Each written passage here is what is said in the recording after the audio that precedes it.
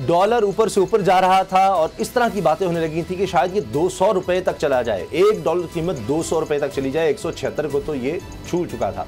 लेकिन फिर भला हो, सऊदी अरब का एक दफा फिर रहम आ गया, तरस आ गया पाकिस्तान पर। सऊदी अरब के अपने मफादात यकीनन हैं, तो पाकिस्तान की फिर मदद की गई। 4.2 अरब डॉलर, 1.2 अरब डॉलर उसमें डेफर्ड पेमेंट यानी मौखर अदायगी पर तेल, और 3 अरब डॉलर स्टेट बैंक में रखवाए गए। अब उसमें हम देख रहे हैं 3 दिन से मुसलसल डॉलर नीचे आ रहा है।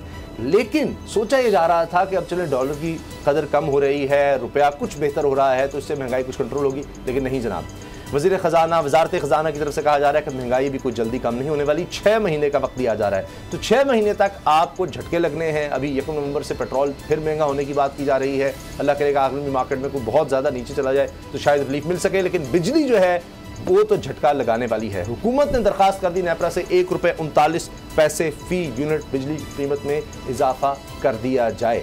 अब मुझे ये समझ नहीं आती बाबर डोगर साहब कि जब ये शौकत तरीन साहब वज़ीर ख़जाना बने थे, और अभी तो मुशीर ख़जाना है, मैं उनको वज़ीर ख़जाना कह गया, तो तब जब ये आए इन्होंने कहा कि जी हमने ग्रोथ की तरफ जाना है। वो जैसे हफीज़ शेख साहब जो है उनको तो ऐसे धुतकारा गया कि पता नहीं वो विलन थे, पाकिस्तान की सारी बर्बादी की वजह हफीज़ शेख साहब थे। तो उन्होंने कैसे मुआहिदा कर लिया, और ये खबरें आई कि जी उनको हटाया इसलिए गया कि उन्होंने 4 रुपये, उन्होंने कहा कि जी नवंबर तक हमने लेकर जानी है कीमत फी यूनिट बिजली के ऊपर, IMF से मुआहिदा कर लिया। कर तो ये भी हो रहे हैं, तो आकर कहा कि जी ये तो हो ही नहीं सकता, किसी सूरत नहीं है, तो हमने बता दिया। सर करते करते वो उतना ही ले गए हैं।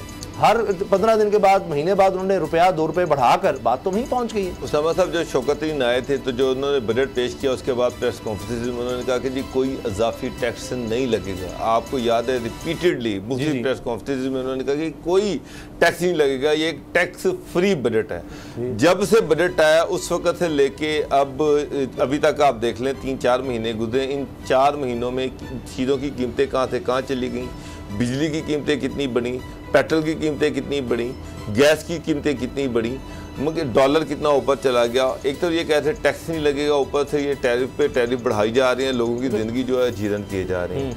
आज मैं सुन रहा था फवाद चौधरी की प्रेस कॉन्फ्रेंस, और वो ये कह रहा था कि जनाब बड़ी मुश्किल से इकोनॉमी अब ठीक हो रही है, तो हम किसी को इजाज़त नहीं देंगे इकोनॉमी को तबाह करें। ये पिछले 3 साल से हम सुन रहे हैं कि जनाब इकोनॉमी अब ठीक हो रही है, इकोनॉमी पहिए पे चल पड़ी है, इकोनॉमी जो है वो पटरी पे चल पड़ी है, इकोनॉमी अब बेहतर होने लगी है। जी। जब ये कहते हैं कि इकोनॉमी बेहतर होने लगी है, उसके बाद चीज़ों की कीमतें बढ़ना शुरू हो जाती हैं, उसके बाद लोगों की जो मुश्किलात हैं मज़ीद बढ़ जाती हैं। लेकिन इकोनॉमी ठीक नहीं हुई, ये अपने इशारे दे देते हैं। कभी ये कहते हैं कि सारी दुनिया में अभी भी पाकिस्तान सस्ता मुल्क है, बाद में जब इंटरनेशनल जो फिगर्स आते हैं सामने उसमें पता चलता है कि जनाब महंगाई में हम 40वें नंबर पर हैं, 4थे नंबर पर हैं। तो उसामा साहब ये मेरा मतलब मुझे तो समझ ही नहीं आई कि इस गवर्नमेंट की कौन सी, ये जिस तरह से इस सारे इशू को हैंडल कर रहे हैं। आज मिनिस्टर एक स्टेटमेंट देता है, दूसरा मिनिस्टर कोई और स्टेटमेंट देता है, तीसरा मिनिस्टर कोई और स्टेटमेंट देता है। जब तक अब्दुल रज़ाक दाऊद, तरीन साहब और ये एक गैंग, ये पूरा कार्टेल जो है ये वहाँ पर बैठा हुआ है, लोग आम आदमी की ज़िंदगी में मैं समझता हूँ कि कोई बेहतरी नहीं आएगी। लेकिन ये भी अभी जो प्रेस कॉन्फ्रेंस की थी हमाद अजहर साहब के साथ शौकत तरीन साहब ने, उसमें गुलाम रज़ा साहब उन्होंने कहा था कि IMF से मैं आपको बता रहा हूँ कि एक आधी कोई चीज़ रह गई है, बाकी बिल्कुल उनके साथ जो है ना हमारी डील ऑलमोस्ट फाइनल हो चुकी है। तो यही एक आध चीज़ रह गई थी। अभी 2 नवंबर को अब फैसला होना है कि जी ये नेपरा ने बिजली की कीमत बढ़ानी है नहीं। लेकिन एक इसमें मैं बता दूं कि 200 यूनिट बिजली इस्तेमाल करने वाले सार्फिन पर इससे कोई फ़र्क नहीं पड़ेगा। तो ये एक सहूलत ज़रूर है। अब ये है कि बस कम से कम बिजली इस्तेमाल करें। गुलाम मुर्तज़ा साहब देखिए, आपको मैं तकरीबन को दूसरी तीसरी मरतबा ये बता रहा हूँ कि डॉलर पैरिटी के ऊपर ऑयल प्राइसेस ने जाना है पाकिस्तान की। IMF के साथ ये हमारी शराइत तय हैं। $1 = 1 लीटर ये होना है, और 50 रुपीज़ पर यूनिट तक बिजली ने जाना है। वो 2023 से पहले जाएगी। ये जो आपको ट्रेंच मिलेगी, अगर ये कामयाबी से हमकिनार हो जाते हैं तो आप ज़रूर देखेंगे कि 30 रुपये फ़ी यूनिट तक बिजली ने बढ़ना है। 2-2, 3-3, 4-4 रुपये करके हर महीने में डाला जाएगा, और ये आपको 2023 में इनकी हुकूमत के इख्तिताम से पहले उनका प्रोग्राम ख़त्म होगा। तो उस वक्त तक आपका एक यूनिट जो है वो 45 से 50 रुपये तक हो चुका हो। अभी तो नाकाबिल यकीन लगता है गुलाम रज़ा साहब, क्योंकि इमरान खान साहब खुद कहते हैं एक दफा नहीं, दुनिया में सबसे महंगी बिजली पाकिस्तान में है, ये इमरान खान साहब की स्टेटमेंट है, वज़ीर आज़म पाकिस्तान की। देखें बात, और देखें जब तक आपके अवाम जो हैं, आपके लोग जो हैं, वो झूठे नारों, झूठे वादों पर यकीन करने वालों की यहाँ अभी भी कमी नहीं है, और वो अभी भी ये उम्मीद रखते हैं कि ये चंद हफ्तों में चुटकी बजा के सारा कुछ ठीक कर दिया जाएगा।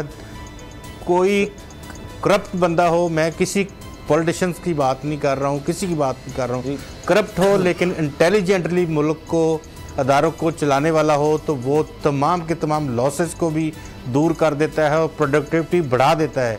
और अगर कोई बेवकूफ़ हो जिसको समझ ना हो सिस्टम को चलाने की, और वो एक तरफ वो सिस्टम को बर्बाद करता है और दूसरा जो कुछ उन अदारों के अकाउंट्स में पड़ा होता है उसको भी खराब कर देता है। और जो बिजनेसमैन है, शौकत तरीन साहब हों, अब्दुल रज़ाक दाऊद साहब हों, हमाद अजहर इवन हो, जितने भी लोग आप देख रहे हैं ये बड़े सक्सेसफुल बिजनेसमैन हैं, हफीज शेख साहब, ये कॉन्फ्लिक्ट ऑफ मेरी बात सुनिए, कॉन्फ्लिक्ट ऑफ इंटरेस्ट वाले लोग जब भी आपके साथ बैठे होंगे वो यकीनन आपका भला कभी नहीं सोचेंगे, अवाम का भला कभी नहीं सोचेंगे, सरमायादार कभी अवाम का भला इस लेवल पे नहीं सोच सकता। बैंकार जो है वो कोशिश करेगा कि ऐसा सिस्टम हो जिसमें उसके बैंक्स फले फूलें और तमाम बैंकर्स के जो बैंकों के मालिकान हैं बैंकर्स, आप कह रहे हैं 2023 तक ये तकरीबन 50 रुपए पर गया होगा यूनिट बिजली का, और यूनिट उस वक्त कितने का होगा डॉलर, लेकिन चलो 160, 70, 80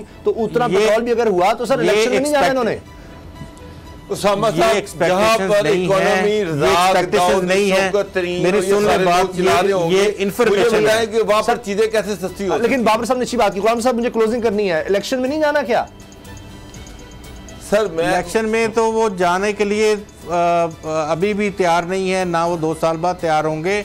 वो तो किसी और तरीके से आगे बढ़ना चाहते थे, लेकिन वो भी रास्ता जो है वो लाइन कट गई है, और आने वाले दिनों में आप इंशाल्लाह देखेंगे कि अंजाम को पहुंचने वाली हैं बहुत सारी चीज़ें। लेकिन देखिए, कोई भी गवर्नमेंट में आता है तो अगली गवर्नमेंट बनाने के लिए आता है, कौन इस तरीके पे